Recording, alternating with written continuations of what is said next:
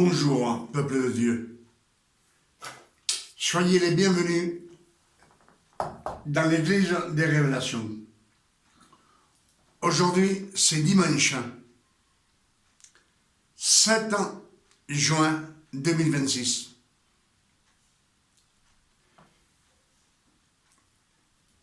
Et je suis heureux de voir que vous venez prendre connaissance du véritable évangile. Le véritable évangile, c'est la vérité.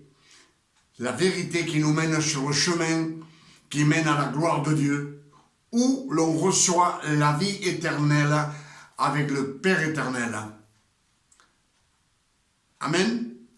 C'est pour cela que je vous dis toujours que je suis heureux. Et, comme dans chaque message, je vous le dis, dans cette année 2026, le Père éternel nous a ouvert les portes du ciel afin que nous reçussions le véritable évangile. Les nouvelles révélations que le Père éternel nous donne chaque jour dans cette année. Et je suis heureux quand je peux les partager avec vous. C'est pour cela que chaque fois je vous le dis, que je suis heureux de ce que je reçois, de le partager avec vous. Ce que je reçois vient des Saintes Écritures, à force de les méditer. Amen. Je vous salue au nom de notre Père éternel. Et je vous salue au nom de notre Seigneur Emmanuel, le Christ, Yeshua, notre Sauveur. Que le nom du Père éternel soit béni et glorifié sur la terre comme au ciel. Amen. Aujourd'hui, je vous demande d'être attentif. On est dimanche et c'est un jour mémorial. Car le Christ a ressuscité le 3e jour. Le Père éternel l'a fait ressusciter au Christ. Il était mort sur la croix et le Père éternel l'a fait ressusciter au 3e jour. Il a ressuscité un dimanche. Donc, comme un vendredi, il a donné la Sainte Seine un vendredi. Amen. C'est le jour où il a été pris par les pharisiens pour le crucifier. Amen. C'est ce soir de la Pâque que Judas le vendit pour 30 pièces d'argent. Amen. Donc,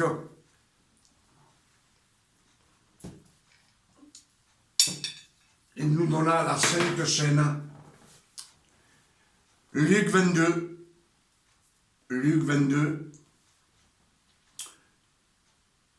chapitre 14 nous dit, « L'heure étant venue, il se mit à table, et les apôtres avec lui. Il leur dit, « J'ai désiré vivement manger cette Pâque avec vous, avant de souffrir, son nom soit béni et glorifié. Car je vous le dis, je ne la mangerai plus jusqu'à ce que soit accompli dans le royaume de Dieu. » Amen. Ce qui nous donne, avec le pain et le vin, c'est le don non mérité, que personne mérite sur cette terre, car on est pécheur. Amen. Et ayant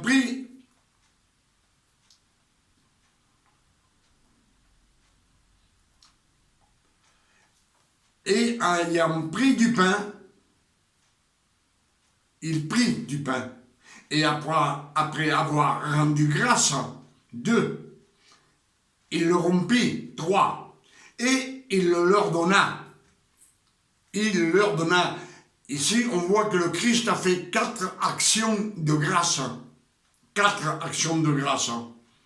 Il prit le pain, il le rompit, il prit le pain, il le bénit, il le rompit, il le leur donna.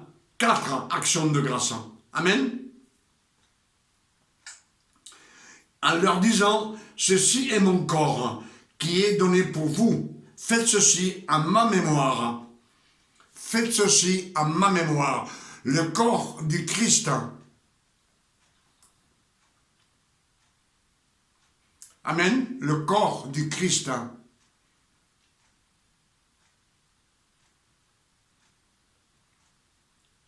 La chair du corps du Fils de l'homme. Amen. C'est la parole de Dieu. Jean 1, verset 14, nous dit, et la parole a été faite chair. Elle a été faite chair. Et on nous dit, c'est le corps du Christ. Amen. Faites ceci à ma mémoire. Il nous dit. Il prit de même la coupe. Il prit la coupe après le souper. Et la donna en disant,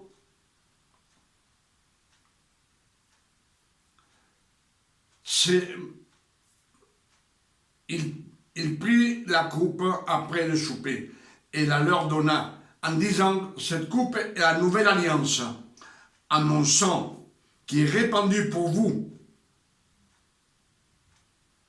Amen. Il prit la coupe, il rendit grâce et la leur donna.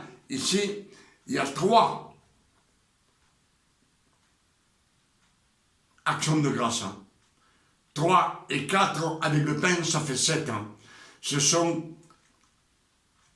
une action de grâce parfaite. Le numéro 7 qui signifie la perfection, le repos, la tranquillité. Donc, quand il donna, ce vendredi, il donna le pain et le vin, c'était symbolique. Amen. Lui aussi, il participa. Il prit le vin et le pain.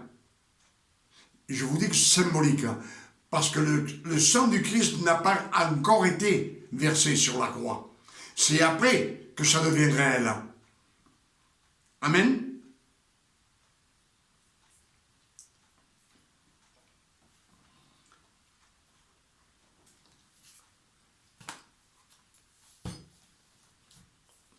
C'est pour cela que aujourd'hui dimanche,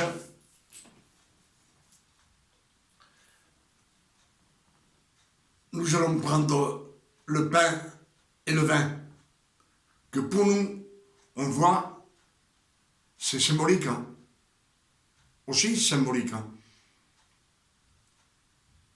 Mais je la présente au Père éternel, au nom de notre Sauveur Emmanuel le Christ, qu'il bénisse cette coupe et ces miettes de pain qui représentent son corps, et cette coupe qui représente le vin, qui est le sang du Christ.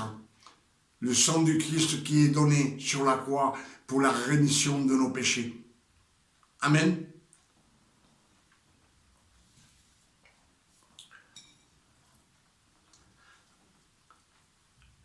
Alors, nous allons prendre le pain et je dis merci, mon Sauveur. Merci, Emmanuel, mon Sauveur, car avec tes meurtrissures, tu as pris nos infirmités et nos douleurs. Et je te dis 1000 fois merci. Merci parce que tu as pris toutes nos nécessités.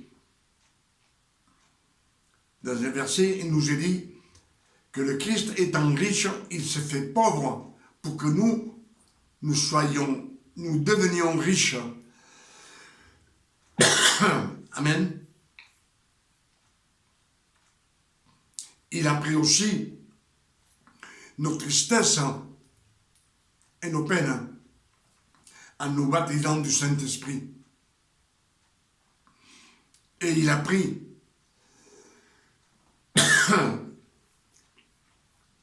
une querelle afin qu'on ait des querelles avec personne. Amen. Et je dis merci 1000 fois. Merci, mon Sauveur, Emmanuel, notre Sauveur. Amen.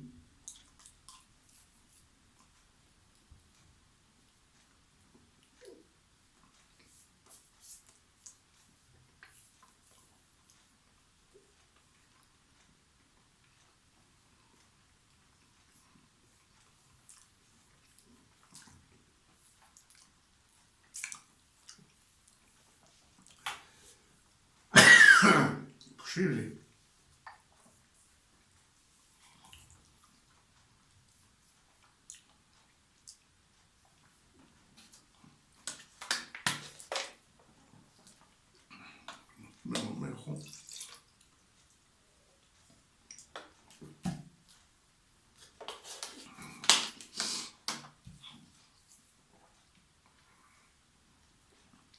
Ensuite, il prit la coupe, il la bénit. Et il la leur donna.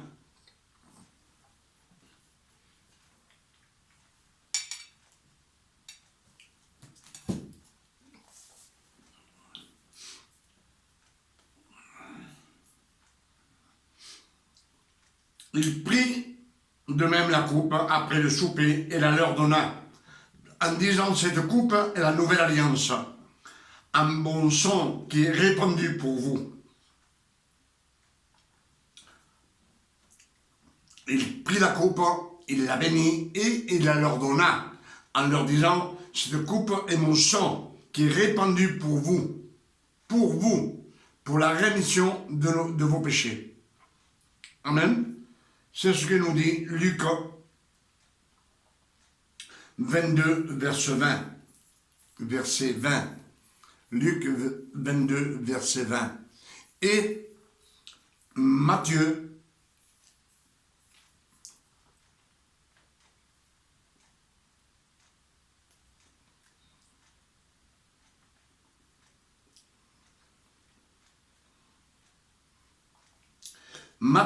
26, verset 30 nous dit qu'après avoir donné la Sainte Chaîne, avoir fait les 7 actions de grâce, après avoir fait les 7 actions de grâce, ils chantèrent des cantiques et ils s'en allèrent le soir au mont des Oliviers. Amen. Mais là, comme je vous l'ai dit, la Sainte Seine représente la nouvelle alliance. Une nouvelle alliance où cette alliance nous donne l'opportunité d'être glorifiés par le Père éternel après la crucifixion. Le Père éternel l'a ressuscité des morts. Et c'est là que tout devient réel. Ce que je vous ai dit, le pain qu'on vient de manger et le vin n'est pas réel, mais quand il est dedans, ça devient réel. Parce qu'on le fait en sa mémoire. Et sa mémoire nous dit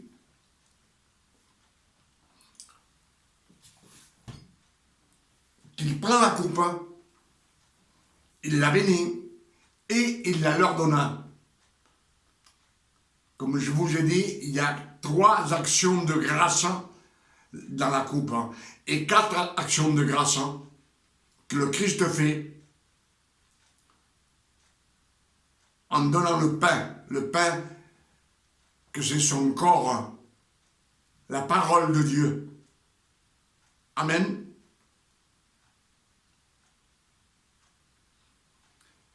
Et il dit, faites ceci en ma mémoire. Ce n'est pas en pensant à nos péchés, qu'on a péché hier ou avant-hier. Non.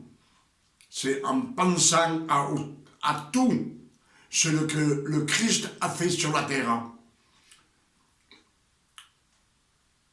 Ses bontés, ses miracles qu'il a fait, ses souffrances qu'il a souffert. Puisque sur la croix, il a fait avec son corps 7 sacrifices de son propre corps. Amen. On les a comptés beaucoup de fois.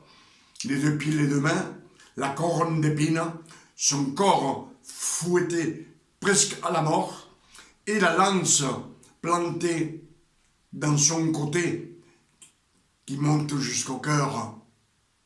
Amen.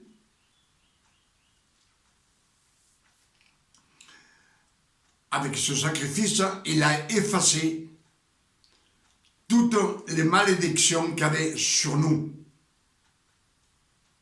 Il a effacé toutes nos iniquités, toutes nos transgressions.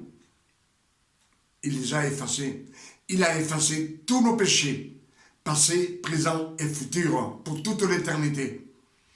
Et il a payé toutes nos dettes. Amen. Tout ce que nous devions payer, lui, il l'a effacé par son précieux sang sur la croix. Il a effacé tous nos péchés, passés, présents et futurs, pour toute l'éternité. Cela veut dire que même aujourd'hui, les péchés qu'ont fait les fils de Dieu, ils ont déjà été pardonnés. Il y a 2026 ans sur la croix. Alors, merci, notre Sauveur, Emmanuel. Merci pour ton sang versé sur la croix. Merci parce que tu as effacé tous nos péchés, passés, présents et futurs pour toute l'éternité. Et je dis merci. Merci, Père éternel. Que la gloire du Père, du Fils et du Saint-Esprit soit en nous. Parce que ce sacrifice a été fait à cause de nous, à cause de la création. Amen.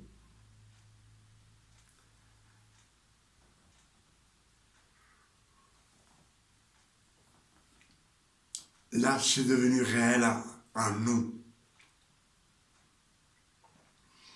Là, on est libre de tout péché.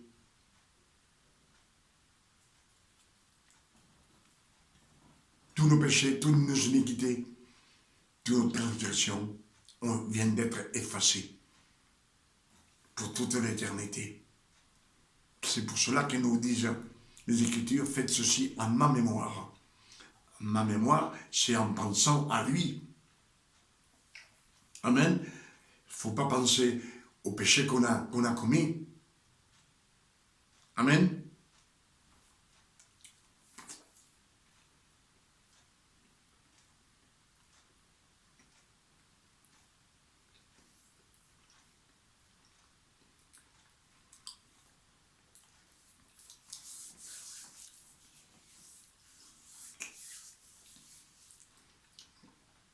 Aujourd'hui, on va méditer un peu sur ce que le Père éternel a fait pour sa création. On sait que le Père éternel nous dit en Éphésiens 1, verset 4, Dieu nous a choisis avant la fondation du monde en Christ. Christ, comme je vous le dis toujours, c'est une phrase hébraïque qui veut dire l'élu. Il nous a choisis en Christ, en l'élu, en celui qui doit naître après, dans le futur, des millions d'années, on ne sait pas exactement. Amen. Afin que nous soyons saints, des saints. Amen. Dieu nous a choisis avant la fondation du monde en Christ. Nous avons été élus pour être, que nous soyons des saints et irrépréhensibles. Irrépréhensible, Dieu, vous savez qu'il est omniscient, il sait tout. Et aussi, il est omniprésent. Il est le maître du temps, de l'espace. Et avant d'avoir créé, tout créé, lui, il est venu à la fin du temps. Et il a vu le comportement de sa création, ce que lui a fait. Amen. C'est pour cela que Dieu a fait une sélection. On sait que les premiers qui ont été créés, c'est les anges. Des milliards et des milliards d'anges. Amen. Mais les anges, ils n'ont pas de nom. Amen. Dans les Écritures, ils nous disent que sur tous ces milliards d'anges, Dieu a fait une sélection et a choisi Lucifer. Lucifer, c'est un nom, Lucifer. Il nous dit que c'est l'ange de lumière, l'ange préféré du Père éternel. Il a choisi aussi l'ange Gabriel, mais Gabriel, on sait que c'est un nom latin. Et l'archange Michael. Et aussi les séraphins. Amen. Il y a 4 espèces d'anges.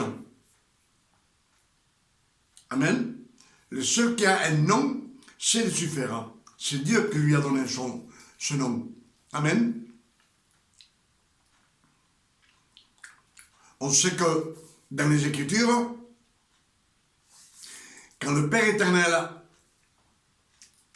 Genèse 1, verset 1, nous dit que Dieu créa le ciel et la terre. Et il a créé les étoiles, le soleil, la lune. Il a créé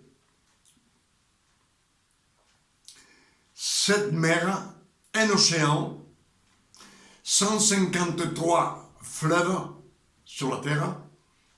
Et au 6e jour, par sa parole, il créa, par sa parole,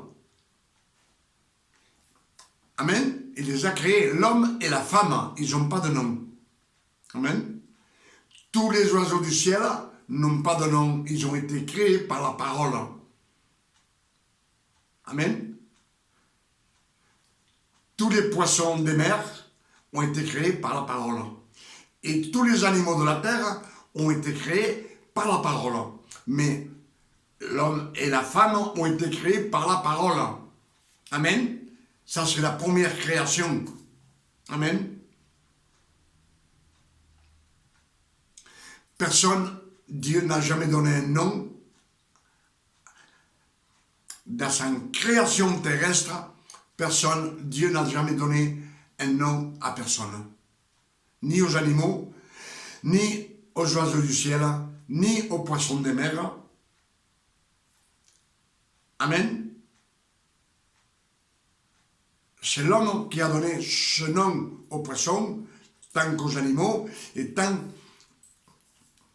qu'aux oiseaux du ciel. C'est l'homme qui leur a donné un nom. Amen. Ça, vous le savez. Mais ils nous disent qu'après la terre était en forme vide, donc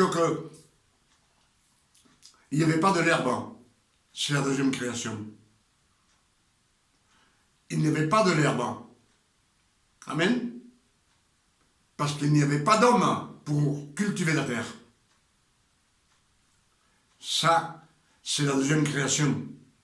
Mais dans la première création, on voit qu'il n'y a aucune malédiction. Tout simplement, un ordre. Multipliez-vous et subjuguez la terre. Remplissez-la. Il n'y a pas de jardin, il n'y a pas de malédiction, il n'y a pas de l'arbre de la vie, ni l'arbre du bien et du mal, de la connaissance. Dans la première création, ce n'est pas nommé, il n'y a rien du tout. Amen. Et dans la seconde création, Dieu nous dit que sur la terre, il n'y avait pas de l'herbe, car il n'avait pas encore fait pleuvoir. Donc, s'il n'a pas fait pleuvoir, il n'y avait pas d'eau sur la terre. Juste une rosée le matin. Une rosée. Il nous dit qu'il n'y avait pas d'homme pour cultiver la terre. Et Dieu, le Père éternel, a formé l'homme de la poussière de la terre. Il l'a formé. Il a fait une statue de la boue, de l'argile, et il lui a soufflé dans les narines. Amen. Et les statues prennent vie. Il est vivant. Et après, là, on voit le désordre. Dans la première création, on sait qu'il y a le premier jour, le deuxième jour, troisième jour, quatrième jour, cinquième jour, et septième jour, le Père éternel se reposa. Donc, maintenant, il a fait l'homme de la poussière de la terre, il l'a créé. Après, il crée le jardin. Et il nous dit qu'il y a un fleuve qui sortait du jardin pour arroser et qui se divisait en 4 bras, 4 fleuves. Bon, soyez raisonnable, s'il ne pleuvait pas, d'où est-ce qu'il sort ce fleuve? Il n'y a aucun fleuve qui sort de la mer. Tous les fleuves vont à la mer. Amen. Aucun fleuve ne sort de la mer pour rentrer sur la terre. C'est tous les ruisseaux, tous les fleuves vont tomber sur la mer. Donc il n'y avait pas d'eau. Et là, le Père éternel, il dit qu'il y avait un fleuve qui sortait. Amen. Et une fois que ce fleuve se divisait en 4 bras, c'était pour que le Père éternel est en mission. Il sait qu'il a pris Adam, il le met dans le jardin d'Éden. C'est maintenant qu'il le met dans le jardin d'Éden. Et là, il lui dit, tu peux manger de tous les fruits qu'il y a dans le jardin. Mais de l'arbre de la connaissance qui est au milieu du fruit défendu. L'arbre qui est au milieu du jardin, tu ne mangeras pas. Le jour où tu mangeras, tu mourras. C'est la première condamnation que le Père donne. Alors fais attention. Amen. Mais comme je vous dis, après, le Père éternel fait venir tous les animaux de la terre. Et l'homme leur donne un nom aux animaux. Amen. C'est lui qui donne le nom à tous les animaux. Et on sait que c'est l'homme qui a donné le nom aux animaux, aux oiseaux du ciel, aux poissons des mers. Vous savez, dans la Bible, il n'y a pas écrit une baleine. C'est l'homme qui a donné son nom. Amen. Ou un poisson-chat, c'est l'homme qui a donné ce nom. Aux animaux, celui qui a donné un nom, un éléphant, une vache, un taureau, c'est l'homme qui a donné ce nom. Mais le Père éternel n'a jamais donné un nom à sa création. Je voulais en venir à ce point. Simplement, il a donné un nom à l'ange préféré de Dieu, c'était Lucifer. Il lui a donné un nom. Et il a donné un nom aussi au fils de Marie, à celui qui doit naître 4000 ans après. Amen. Quand les temps furent accomplis. Je vous l'explique le jour. Quand le temps furent accompli, c'est 4000 ans après qu'ils nous disent que le Christ doit naître. Le Christ, l'élu de Dieu. Amen. Et c'est Dieu lui-même qui donne ce nom à l'élu. Amen. Pourquoi que les temps furent accomplis? Quand les temps furent accomplis, cela veut nous dire que Zacharie devait naître. Élisabeth devait naître. Zacharie, le père de Jean le Baptiste. Amen. Il devait naître. Joseph devait naître. Marie devait naître. La Vierge Marie, on dit toujours la Vierge Marie, mais ce n'est pas une sainte, c'est une femme que Dieu a élue. Et nous avons été élus avant la fondation du monde pour être saints. Amen.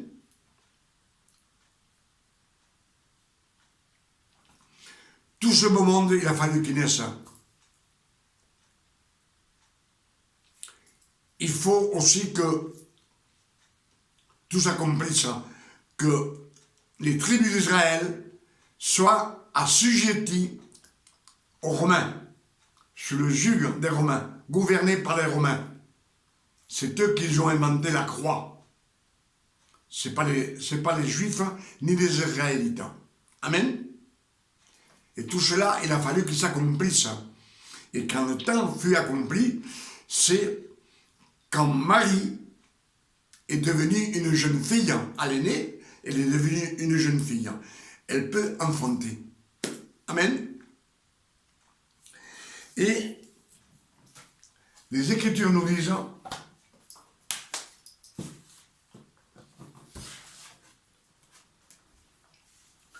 que là, elle a été choisie.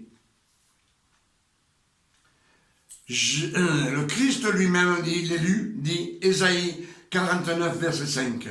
Dieu m'a formé pour être son serviteur dès ma naissance, dès la naissance, dès la sortie des entrailles maternelles. Amen. C'est ce que dit Ésaïe 49, verset 5. Dieu m'a formé pour être son serviteur dès ma naissance.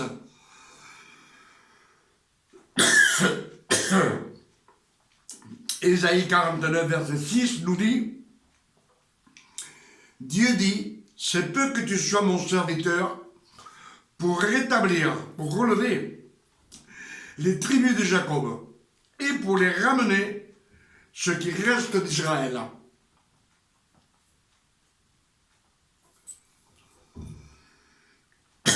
C'est pas possible. Amen. Donc, on nous dit bien que le Christ a été choisi, lui aussi. Amen.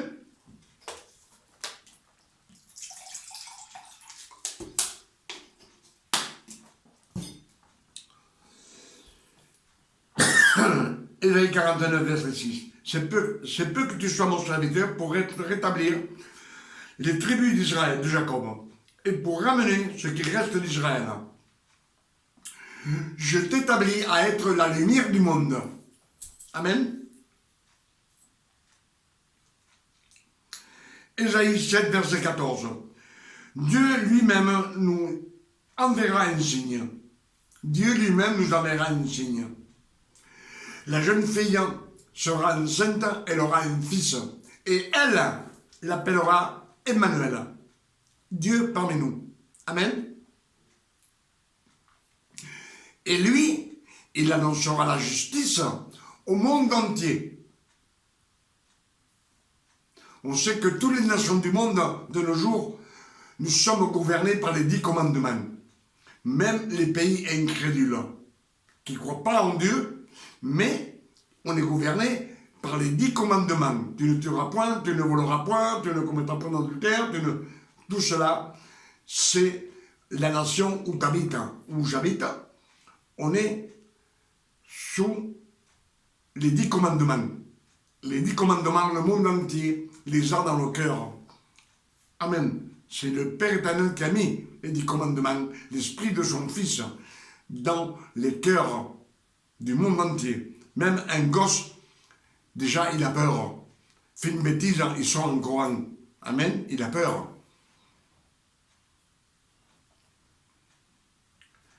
Matthieu 1, verset 23, nous dit, Dieu a envoyé l'ange Gabriel. L'ange qui apporte les bonnes nouvelles, c'est l'ange Gabriel. Amen. Et il dit à Marie, tu as été élue par le Seigneur, tu auras un fils, et on lui donnera le nom de Emmanuel, Dieu parmi nous. Donc, ce n'est pas Jésus. Amen.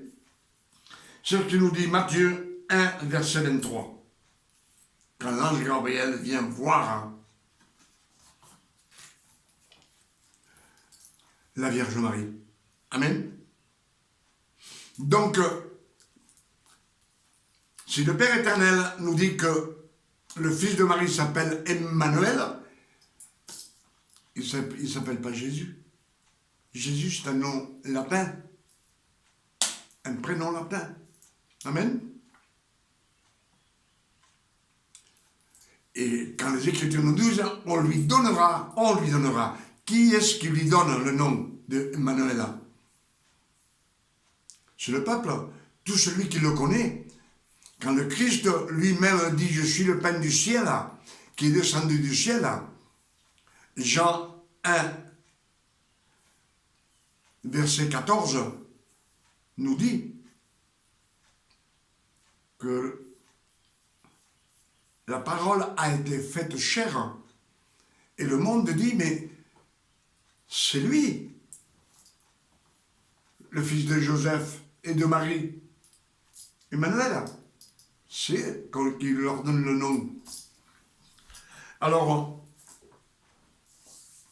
si l'ange Gabriel, excusez-moi, l'ange Gabriel, c'est un nom latin.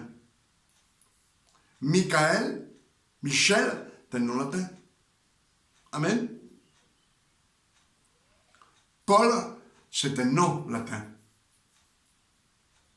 Thomas, c'est un nom latin. Amen. Jean, c'est un nom latin aussi.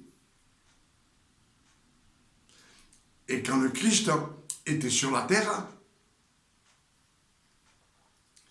il ne s'appelait pas comme ça. Il ne devait pas avoir ses noms, ses prénoms. Il n'y a que Céphas, Pierre. Céphas veut dire pierre en hébreu. Céphas. Donc, c'est Pierre. Pierre. Mais non, Pedro, comme on dit en espagnol. Pierre, c'est une pierre. C'est bien écrit.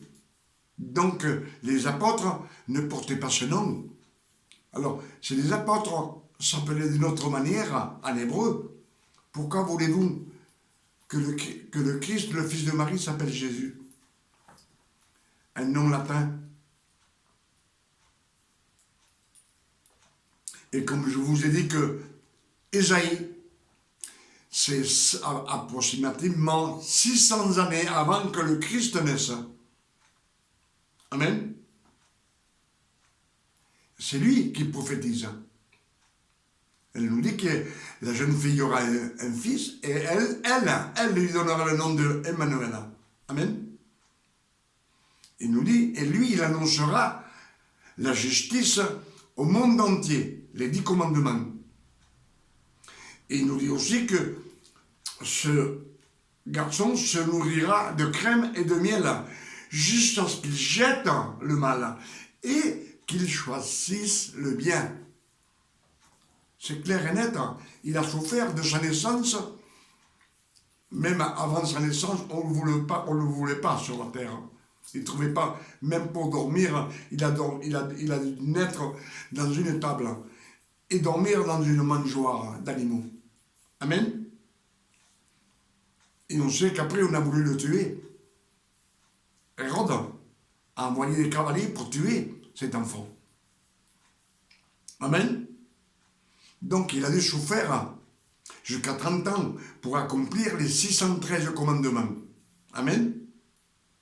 Et quand il a pris les 3 années de ministère, il a souffert aussi. Vous savez que quand il priait, tout le monde était émerveillé. Il priait la loi. Tout le monde était émerveillé, on l'entendait. Mais dès qu'il disait la vérité, on voulait le lapider, le tuer. Amen. Les pharisiens, les séduciens, les Lévites, ses propres frères. Amen. Amen.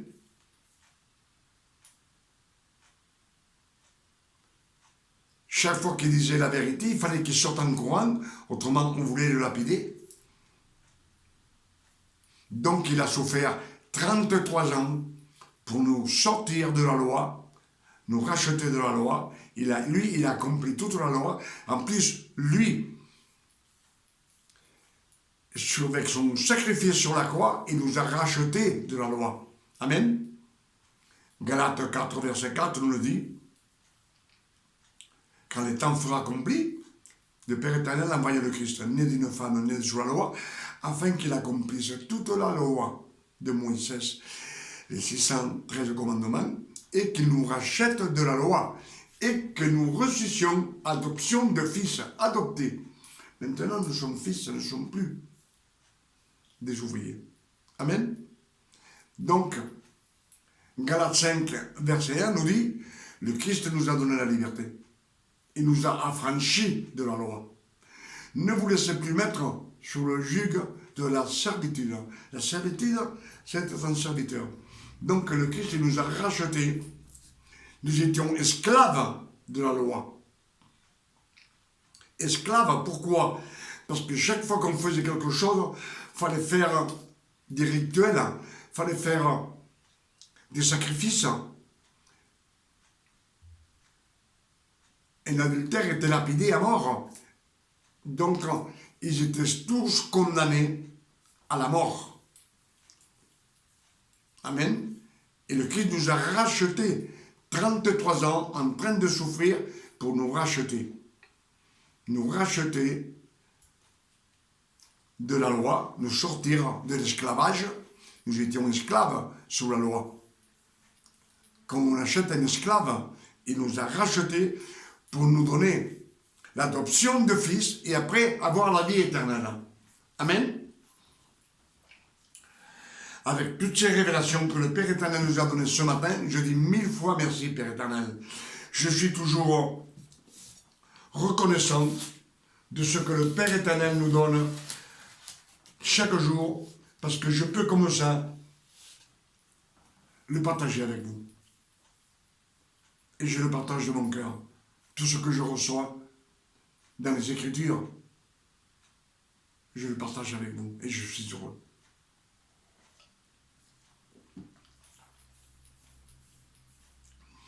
Que le Père éternel soit béni et glorifié, sur la terre comme au ciel, pour toutes ces révélations qu'il nous a données ce dimanche. Amen. Et je demande au Père éternel qu'avec toutes ces révélations qu'il nous a données aujourd'hui, vous aussi, vous puissiez les mémoriser pour les prêcher à toute personne que vous avez l'occasion de parler avec eux. Ils doivent savoir la vérité. La vérité, c'est celle qui mène sur le chemin à la gloire de Dieu. Amen. C'est le Père éternel qui nous donne la vie éternelle avec lui dans les cieux célestes. Amen. Je pense que c'est clair. Toutes ces révélations, je dis 1000 fois merci. Et je demande au Père éternel au nom de notre Sauveur Emmanuel le Christ qui nous donne aujourd'hui ce dimanche un jour de repos, de tranquillité, de paix, de santé, qu'on lui donne à ses fils. Ses fils, ceux qui sont sortis de la loi et qui ont été rachetés et adoptés comme fils. Amen. Il n'y a que les fils de Dieu qui vont ressusciter, les morts en Christ, qui vont ressusciter quand Dieu descendra prendre l'Église.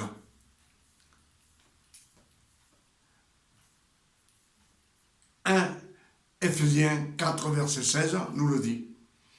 À la voix de l'archange, au son de la trompette de Dieu, le Seigneur Dieu descendra. Il descendra du ciel. Et tous les morts en Christ ressusciteront.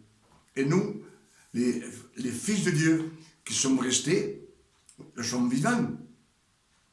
En un clin d'œil, on aura un corps incorruptible. Cela veut dire que ce corps ne te retournera pas dans la poussière. On rejoindra les ressuscités en Christ et nous irons dans les cieux célestes avec le Père éternel pour toute l'éternité. Amen. Donc nous, on ne connaîtra pas la grande tribulation et dans le grand jugement dernier, on y sera, mais à la droite du Père éternel, avec Emmanuel, notre Sauveur. Amen. Et celui qui vont être accusés, c'est l'accusateur qui va nous accuser. Lucifer, lui-même, en personne.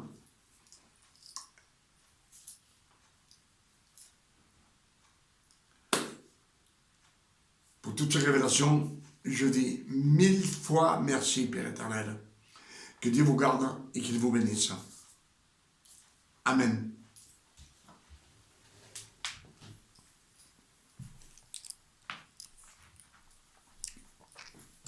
Excusez-moi, j'ai oublié, demain c'est lundi, on sera le 8 juin 2026. Et je vous invite à venir dans l'église des révélations, prendre connaissance des nouvelles révélations que le Père éternel va nous donner demain, lundi 8 juin 2026. Venez nombreux, car je vous attends toujours avec les bras ouverts. Plus vous venez, plus je suis heureux de partager avec vous ce que le Père éternel nous donne. Amen. Que Dieu vous bénisse et vous garde.